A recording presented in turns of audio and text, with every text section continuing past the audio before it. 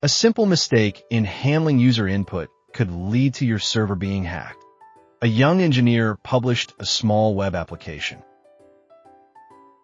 It's a service that takes a user's name and converts it into stylish fonts.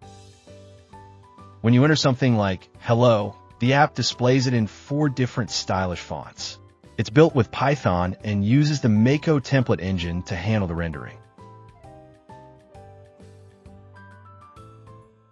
But then, a hacker with darker intentions took notice of the app. He saw something interesting.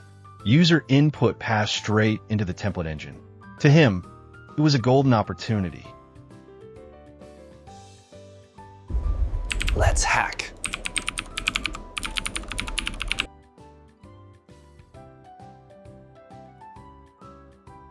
First, the hacker checks if the template engine evaluates input. Typing $7x7 returns 49. This confirms that the template syntax is being processed. Next, he checks if OS commands can be executed via Python's OS module.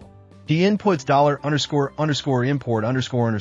os.popen.huami.read. The result, root. That means OS commands are running under root privileges. Finally, he checks if arbitrary files can be read. He tries $open/etc/password.read. The /etc/password file is displayed. File access is also confirmed. He lists the contents of the root directory. Runs $_import os.lister/.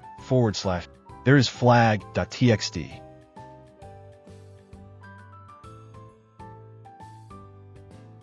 He reads the flag file, executes $open/flag.txt.read.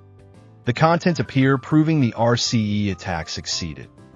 With HackTheBox, you can try this yourself hands-on. Check the description for more details.